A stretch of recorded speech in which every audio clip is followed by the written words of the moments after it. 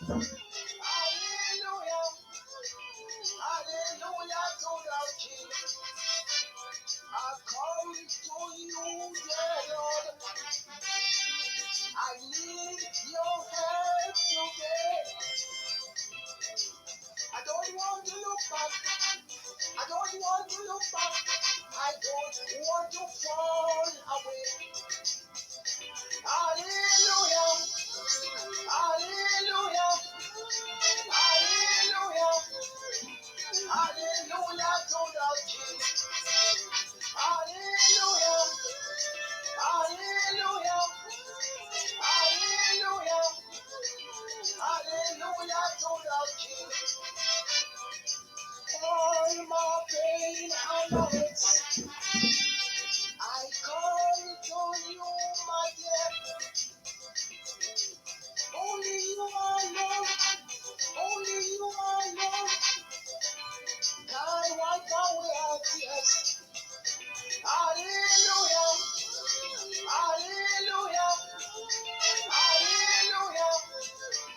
Hallelujah to the King. Hallelujah. Hallelujah. Hallelujah. Hallelujah to the King. I will hold my brother's hand. Take them along with me. We all must walk in love and victory. Hallelujah.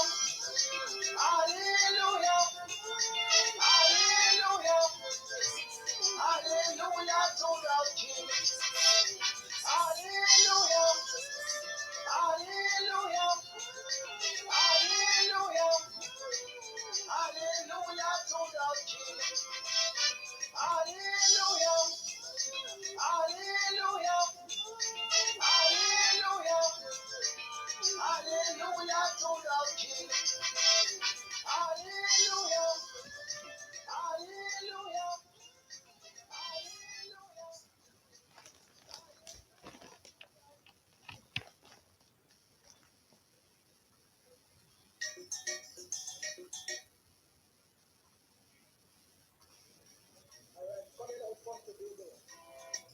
Son and daughter of the sun,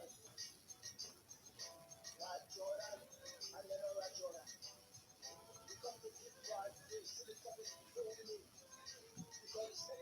So we are here again today, and I'll be continuing from where I stopped off last week. And today, the topic will be the Sabbath of the land is as important to God as the seventh day Sabbath sign. So all scriptures will be taken from the King James Version. And as I do, just take my time in actually explaining so all listeners will be able to follow.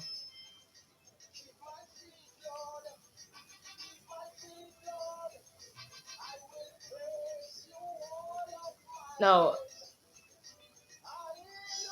in order to understand the Sabbath question, the fact is that the Sabbath of the land, which Leviticus chapter 25 from verse 1 to 7 speaks about, is also an inseparable part of the whole Sabbath sign. So before I go further, let's turn to Leviticus chapter 25 and we'll read from verse 1 to 7. And the Lord spake unto Moses in Mount Sinai, saying, Speak unto the children of Israel, and say unto them, When ye come into the land which I give you, then shall the land keep a Sabbath unto the Lord. 6 years thou shalt sow thy field, and 6 years thou shalt prune thy vineyard, and gather in the fruit thereof. But in the 7th year shall be a Sabbath of rest unto the land, a Sabbath for the Lord. Thou shalt neither sow thy field nor prune thy vineyard. That which groweth of its own accord of thy harvest thou shalt not reap, Neither gather the grapes of thy vine undressed, for it is a year of rest unto the land. And the Sabbath of the land shall be meat for you, for thee, and for thy servants, and for thy maid, and for thy hired servants, and for thy stranger that sojourneth with thee, and for thy cattle, and for the beasts that are in thy land, shall all the increase thereof be meat. So let's turn to Exodus chapter 31, verse 13.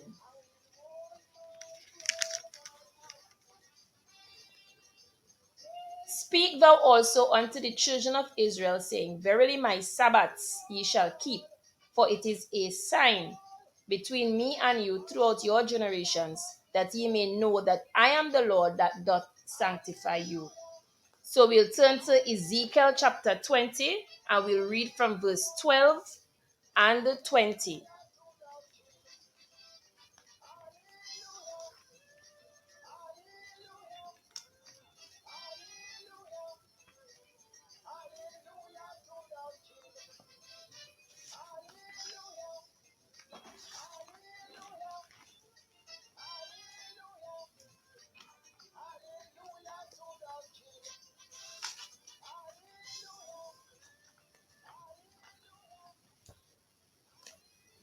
Okay, so Ezekiel chapter 20 from verse 12 and 20. Moreover, also I gave them my Sabbaths to be a sign between me and them, that they might know that I am the Lord that sanctified them. And verse 20, and hallow my Sabbaths, and they shall be a sign between me and you, that ye may know that I am the Lord your God. So it is of tremendous importance to the children of Israel and those nations which shall live on planet Earth during the seventh millennium from Adam's creation, which is verily so, since the Sabbath of the land, which was to be celebrated every seventh year after the children of Israel entered Canaan, the land of promise, foreshadows the rest, which the land of Palestine in particular, and the whole world in general, shall experience during the seventh millennium from Adam's creation, even during the millennial reign of Christ on earth. Now, during that said period when planet Earth enjoys its rest or Sabbath, as Isaiah chapter 14, verse 7 states, let's turn to Isaiah chapter 14, verse 7.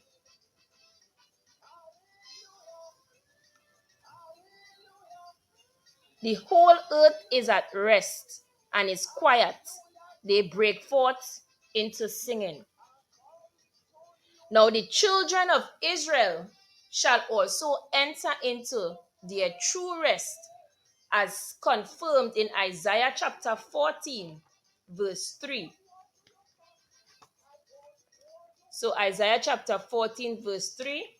And it shall come to pass in the day that the Lord shall give thee rest from thy sorrow, and from thy fear, and from the hard bondage wherein thou was made to serve.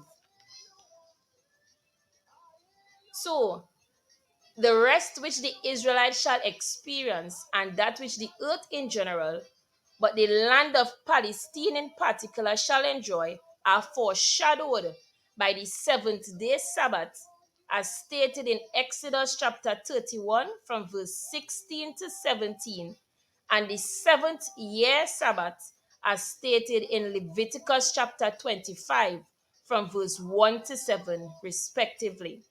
So the fact that the seventh day Sabbath, as well as all the other Sabbaths, are but a shadow of things to come, is clearly stated in Colossians chapter 2 from verse 16 to 17. So I'll just read Colossians chapter 2 from verse 16 to 17.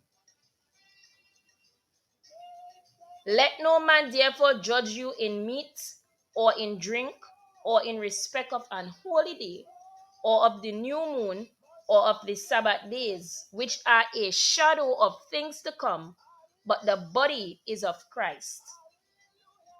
So in confirmation of that fact, the following text will be able to aid, which is Psalm chapter 47 from verse 1 to 9, Psalm chapter 72 from verse 1 to 20, Isaiah chapter 1 from verse 24 to 27, Isaiah chapter 2 from verse 1 to 4, Isaiah chapter 11 from verse 1 to 10, Isaiah chapter 65 from verse 18 to 25, Amos chapter 9 from verse 13 to 15, and Zechariah chapter 14 from verse 16 to 21. So I repeat, Psalm chapter 47 from verse 1 to 9, Psalm chapter 72 from verse 1 to 20, Isaiah chapter 1 from verse 24 to 27, Isaiah chapter 2 from verse 1 to 4, Isaiah chapter 11 from verse 1 to 10, Isaiah chapter 65 from verse 18 to 25, Amos chapter 9 from verse 13 to 15, and Zechariah chapter 14 from verse 16 to 21. So those are some of the numerous mention or biblical references that grammatically describe the reality of the rest, which the seventh-day Sabbath and the Sabbath of the land foreshadowed. So, since the Sabbath of the land was specifically given to the Israelites to foreshadow the period of the rest, which the land of Palestine in particular and planet Earth in general would experience, since the Sabbath of planet Earth would coincide with the rest that national Israel would experience during the seventh millennium from Adam's creation, God highlighted the importance of the Sabbath of the land to Judah in such a way so as to ensure that its inhabitants understood its importance to God and its significance to their future well-being. Now, when the inhabitants of Judah, despite numerous warnings over a period of 10 years, continued to violate God's laws, especially the Sabbath of the land, as Jeremiah chapter 25, verse 3 to 11 states, God subsequently banished them to Babylon in order for the land of Palestine to enjoy its Sabbaths. So I read Jeremiah chapter 25 from verse 3 to 11.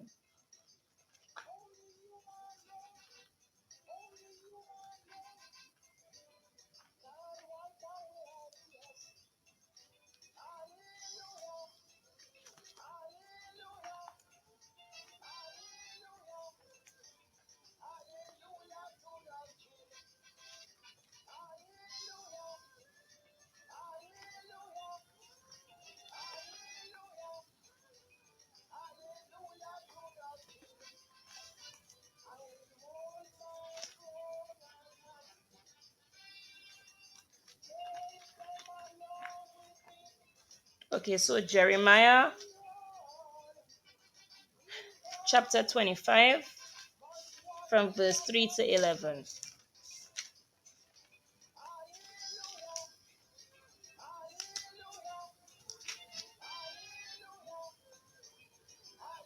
From the 13th year of Josiah the son of Ammon, king of Judah, even unto this day, that is the 23rd year, the word of the Lord had come unto me, and I have spoken unto you, rising early and speaking, but ye have not hearkened. And the Lord had sent unto you all his servants the prophets, rising early and sending them, but ye have not hearkened, nor inclined your ear to hear. They said, Turn ye again now every one from his evil way, and from the evil of your doings, and dwell in the land that the Lord had given unto you and to your fathers forever and ever. And go not after other gods to serve them, and to worship them, and provoke me not to anger with the works of your hands, and I will do you no hurt. Yet ye have not hearkened unto me, saith the Lord. that ye might provoke me to anger with the works of your hands to your own hurt. Therefore, thus saith the Lord of hosts, because ye have not heard my words, behold, I will send and take all the families of the north, saith the Lord, and Nebuchadnezzar the king of Babylon, my servants, and will bring them against this land, and against the inhabitants thereof, and against all these nations round about, and will utterly destroy them, and make them an astonishment, and an hissing, and perpetual desolations. Moreover, I will take from them the voice of mirth, and the voice of gladness, the voice of the bridegroom, and the voice of the bride, the sound of the millstones, and the light of the candle. And this whole land shall be a desolation and an astonishment, and these nations shall serve the king of Babylon 70 years.